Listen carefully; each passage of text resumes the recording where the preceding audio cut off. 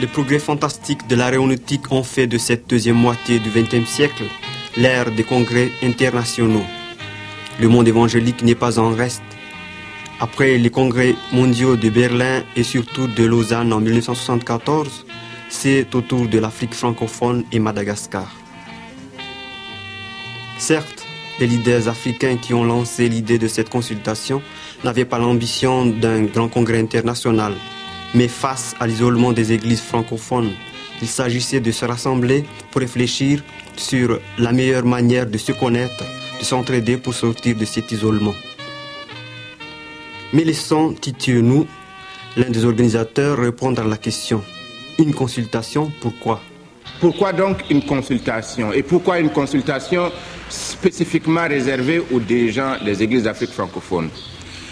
Je crois tout d'abord qu'il faut dire que pour nous, l'heure de la solidarité agissante a sonné. Nous sommes éparpillés les uns et les autres dans les divers pays d'Afrique francophone et nous sentons les uns et les autres le poids des responsabilités qui nous écrasent et souvent, en parcourant les pays en tout cas, nous nous rendons compte que tout le monde souhaiterait partager un peu ces fardeaux avec d'autres. Qui d'entre nous ici ne serait pas heureux si les autres qui sont autour de nous pouvaient nous aider à partager les fardeaux que nous avons? Donc l'heure de la solidarité agissante a sonné. C'est ainsi qu'après des mois de préparation active, des incertitudes de toutes sortes, 42 délégués de 17 pays se sont retrouvés dans le cadre paisible du centre Monseigneur Chapouli à Abidjan.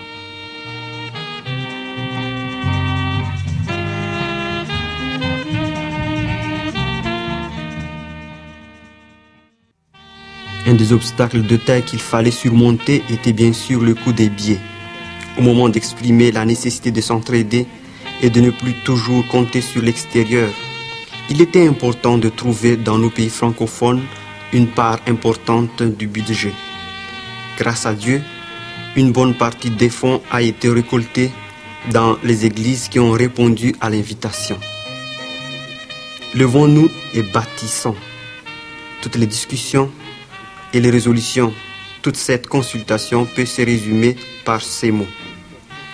Mais c'est le pasteur Daïdanso du Tchad qui donna à ce mot d'ordre toute sa sève biblique.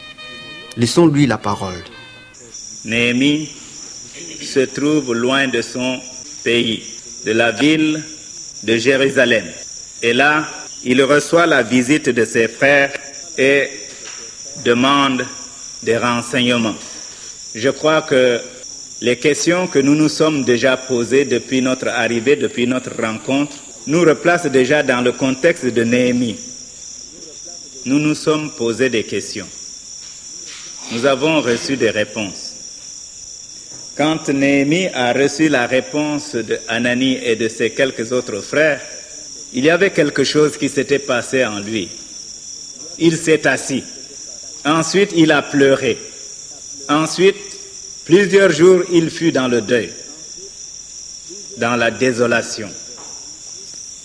Pleurer, peut-être les nouvelles que nous avons reçues n'ont pas encore fait pleurer quelqu'un parmi nous.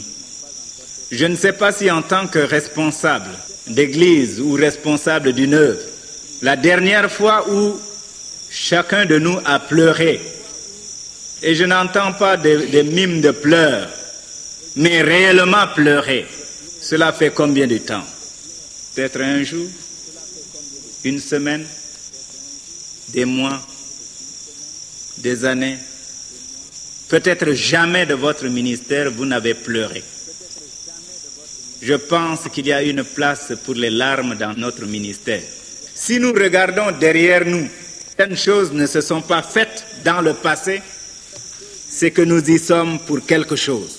Alors, le chemin du démarrage ou du redémarrage passe par l'humiliation. Après le temps donné par cet exposé auquel nous allons revenir, il n'était plus question de chercher des excuses. Lucidement, les délégués ont fait l'inventaire des manques, des lacunes, des erreurs commises. L'essentiel de ce travail s'effectua en commission. 3 groupes de travail se sont répartis la tâche. Parmi les têtes de chapitre traitées en groupe, relevons quelques-unes de ces difficultés. Manque de travail d'ensemble, manque de vision, manque de travail de suite, manque de moyens, manque de connaissance du milieu, manque de formation des responsables, manque de collaboration Église-mission, manque d'enseignement et manque de discipline.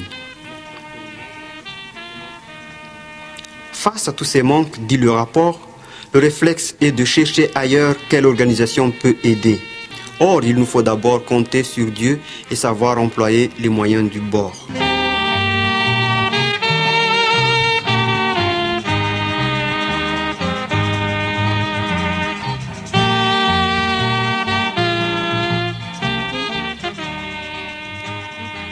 Néhémie n'est pas seulement un responsable, mais il est un homme de vision.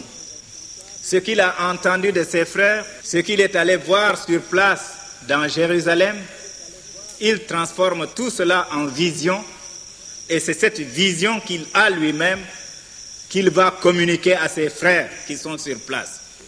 Le lieu de nos travaux se trouve dans nos églises, certes, mais ici nous sommes sur le champ des difficultés déposées devant nous sous nos regards, la difficulté de la réflexion ensemble, d'accepter de se remettre en cause dans son ministère jusqu'aujourd'hui, pour prendre peut-être un autre point de départ, fondé sur de nouvelles résolutions. Le tout part d'un constat. Voyez dans quel état nous sommes. Avons-nous des yeux pour voir dans quel état nous sommes? Ouvrons-nous suffisamment les yeux pour voir? Si Néhémie a pu parler ainsi, c'est qu'il a ouvert les yeux. Nous, responsables d'églises d'Afrique francophone, est-ce que nous ouvrons suffisamment les yeux pour voir, non pas seulement notre intérêt, ni l'intérêt de notre église locale, mais l'intérêt de l'œuvre de Dieu en Afrique francophone? Quelles sont ses souffrances? Quelles sont ses difficultés? Donc, un constat, Jérusalem est détruite. Ses portes sont consumées par le feu. Et vous savez que dans ces temps, la muraille d'une ville constituait sa force. Et une ville sans muraille, c'est une ville exposée à toutes les humiliations possibles. Sommes-nous entourés de murailles? Ne sommes-nous pas souvent trouvés dans la désolation de ne pouvoir accomplir quelque chose parce que les moyens nous manquent? Ne sommes-nous pas trouvés quelquefois et souvent dans le besoin de faire venir un frère pour une campagne d'évangélisation, mais l'argent manque? Face à ces souffrances, à ces manques, face à cette vision réaliste de la situation actuelle, qu'est-ce que propose cette consultation? Quelles idées pratiques, applicables sans délai, ont été avancées? Écoutons la voix d'un autre Tchadien, celle du pasteur Abel Ndjareru, qui devait établir à mi-parcours de la consultation une sorte de bilan provisoire. Comment utiliser ces moyens humains? Nous avions aussi réalisé qu'il est à encourager d'inviter des pasteurs d'autres pays pour des retraites spirituelles et des campagnes d'évangélisation. Il faut dénoncer le complexe de pauvreté qui consiste à dire « nous sommes pauvres, nous ne pouvons pas faire cela, nous n'avons pas d'argent ». C'est un complexe à dénoncer et à abandonner.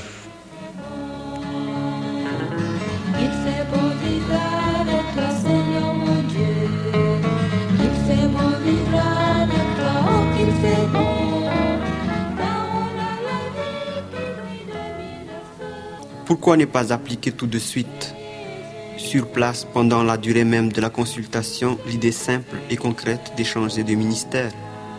C'est ainsi que le dimanche 13 avril restera une date dans les annales des églises d'Abidjan. Le matin, les délégués furent invités dans un bon nombre de paroisses des diverses dénominations de la ville pour prêcher ou apporter de nouvelles de leur pays. Et pour que les délégués puissent mieux faire connaissance avec les diverses œuvres interdénominationnelles actives dans la capitale ivoirienne, une exposition avait été aménagée.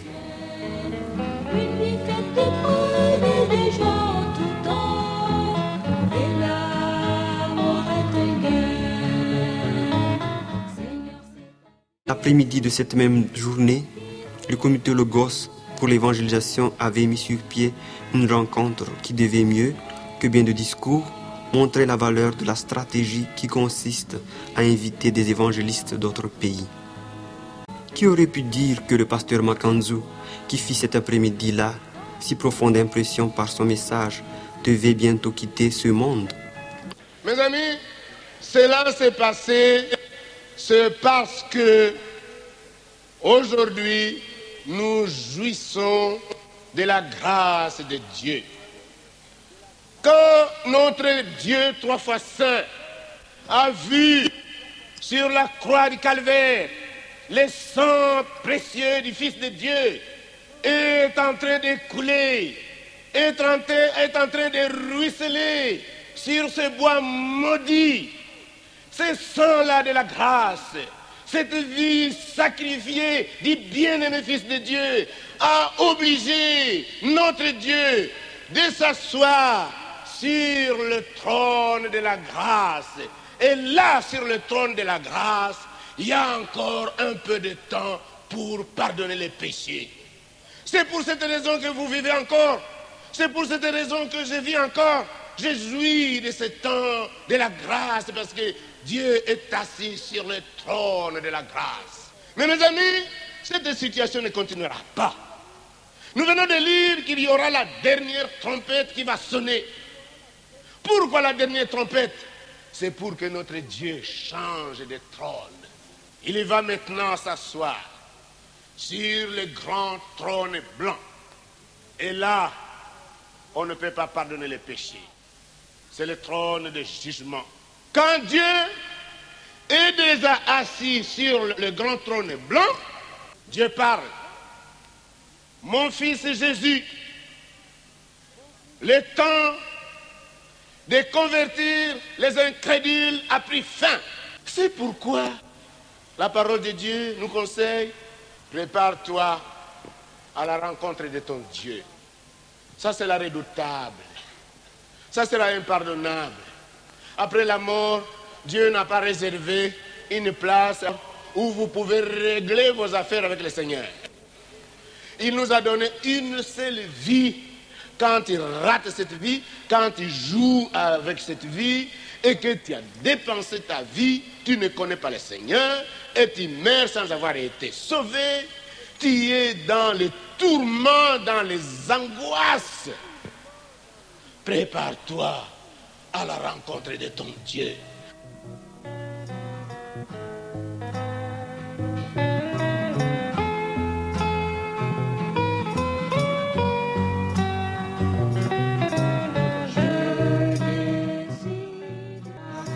Que d'une voix, nous puissions dire « Levons-nous et bâtissons ». Mais vous savez que se lever et bâtir, ça exige. Parce que désormais, il faut que chacun fasse réserve de suffisamment de force. Et quand on sera debout, il nous faudrait encore peut-être davantage de force pour prendre la brique. Bâtir, il faut également avoir les matériaux. Et quels sont nos matériaux? Ressources humaines, ressources matérielles. Quels sont nos matériaux? Mais ce que je constate en tout cas, c'est que quand on veut bâtir une maison en un endroit précis, on ne laisse pas les matériaux à distance. Les matériaux sont rassemblés au lieu où la construction doit avoir lieu. Donc, suffisamment de force pour rassembler nos matériaux. Suffisamment de temps pour rassembler nos matériaux. Suffisamment de désintéressement pour mettre en commun nos matériaux. Il n'y a pas que le rassemblement des matériaux. Les plus belles briques du monde, réunies en tas quelque part, ne font pas une maison. Et je dirais que c'est un peu ce qui se passe à notre niveau. en Afrique francophone. Il me semble que Dieu a quand même placé en Afrique francophone quelques belles briques, des briques capables de monter un mur. Mais ces briques se trouvent éparpillées. Je ne parle pas seulement du point de vue géographique. Et quand bien même ces briques se trouveraient rassemblées comme nous le sommes ce soir, ils sont en tas et pas construits. Il faut donc exécuter l'ouvrage. Et le chapitre 3 de Néhémie est vraiment quelque chose que nous devrions lire. Ce qui me frappe dans ce chapitre, c'est seulement 3 expressions.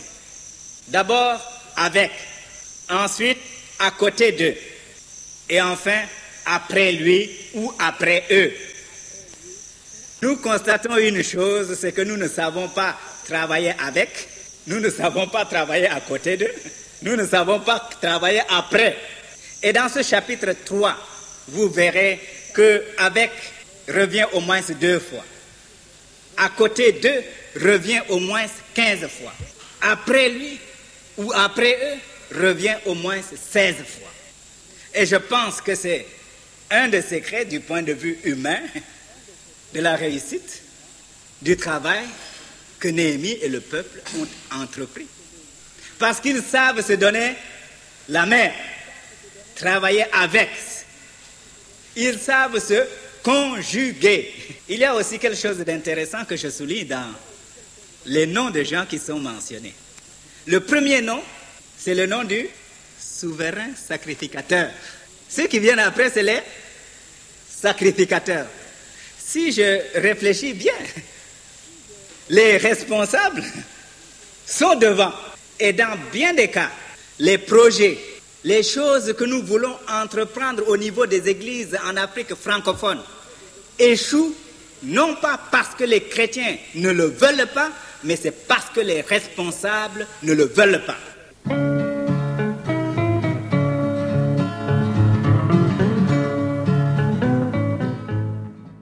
Dans le travail, nous devons aussi penser aux obstacles. Et Néhémie a rencontré les obstacles. Il y a eu 2 hommes, Sambala et Tobija, qui ne cachent pas leur mécontentement devant le fait qu'un homme soit venu pour chercher le bien des fils d'Israël. L'ennemi des âmes, je nomme le diable, depuis qu'il est au courant que notre rencontre stratégique va avoir lieu, a pris très mal qu'il y ait non pas un homme, mais un groupe d'hommes, tous engagés derrière Jésus-Christ, comme nous le sommes, un groupe d'hommes, dis-je, qui veut le bien de l'Afrique francophone. Parmi ces obstacles, il en est un de taille qui a été mis en évidence par le pasteur Kassoum Keita lors de la dernière séance avant que les délégués participent à la Sainte Seine, repas ultime qui devait sceller les résolutions et ramener chacun au seul vrai point de départ, la croix du Seigneur. Le résultat de cette consultation n'ira pas loin si nous nous méprisons mutuellement. Le mépris à l'égard d'un autre homme à cause de sa façon de vivre, à cause de sa façon de parler, c'est une insulte à l'amour de Dieu. Cela est valable tant bien entre les dénominations, entre les individus, que des fois entre des pays. Toute discrimination raciale ou autre signifie que je ne sais plus voir la personne qui est devant moi, en face de moi, mais le groupe, la race, la nation qui le représente. Je lui mets alors une étiquette qui le classe une fois pour toutes. Je n'ai pas besoin de chercher à le comprendre. En agissant ainsi, je suis coupable et victime à la fois d'un préjugé. Coupable parce que je méprise un homme en refusant de le connaître en tant qu'être humain créé par Dieu, et parce que j'ajoute à l'œuvre de division de Satan. Victime parce qu'en faisant ce préjugé, eh bien, je perds ma faculté de jugement. Je cesse d'être une personne lucide pour devenir le jouet d'une mentalité collective. C'est ce qu'on retrouve dans le préjugé de Nathanaël. Vous vous rappelez bien, peut-il venir quelque chose de bon de Nazareth? Nous sommes trop fiers du sang qui coule dans nos veines. et nous ne sommes pas fiers de notre appartenance à Jésus-Christ. Le sang tribal, le sang national bout plus dans les veines que le sang du Rédempteur, le sang du Sauveur, notre Seigneur Jésus-Christ. De quoi sommes-nous fiers? Si nous sommes fiers de notre appartenance à la famille de Dieu, eh bien, tout se ramènera à Christ. Et si nous sommes fiers de notre appartenance à une nation, tout se ramènera à notre nation, alors nous serons un patriote. Les patriotes ont leur récompense ici-bas, les enfants de Dieu ont leur récompense au ciel. Que Dieu soit loué.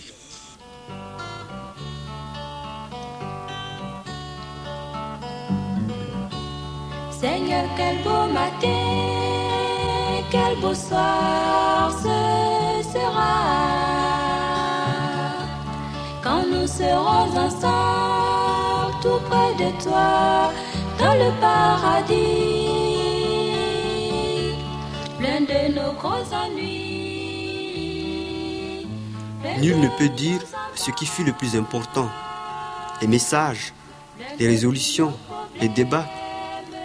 Peut-être que l'essentiel s'est passé autour d'une table ou dans la nuit au cours d'une conversation fraternelle. Des amitiés sont nées, des liens solides se sont tissés, des préjugés sont tombés, des initiatives ont surgi. Isaac Zokwe, vous êtes le coordonnateur de cette consultation. Pouvez-vous déjà nous donner un premier bilan? Y a-t-il déjà des résultats? Le vieil adage dit que l'union fait la force et je crois que c'était le but de cette consultation, permettre aux différents responsables d'église d'Afrique francophone de mettre ensemble leurs ressources, tant humaines que matérielles, en vue de résoudre ensemble leurs problèmes. Alors un premier pas a été fait concrètement dans ce sens, à savoir la création d'un comité qui sera chargé de convoquer la prochaine consultation, c'est-à-dire que l'idée de répéter une telle consultation a été retenue. Donc il y a un comité qui est formé et le comité aura pour tâche de récolter des informations, de ventiler ces nouvelles à travers les pays d'Afrique francophone et encourager des actions d'évangélisation et des échanges sur le plan spirituel.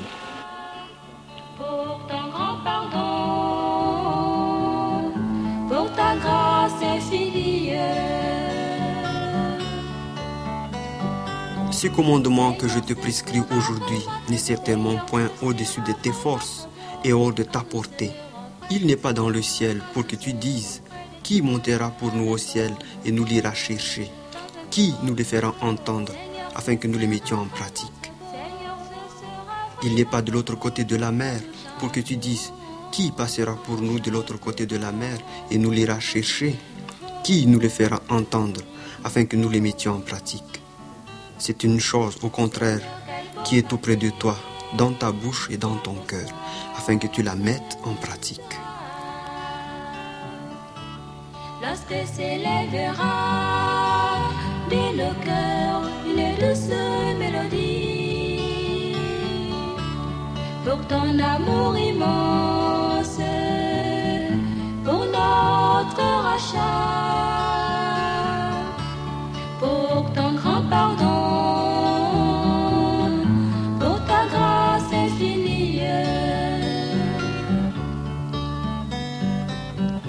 Seigneur, ce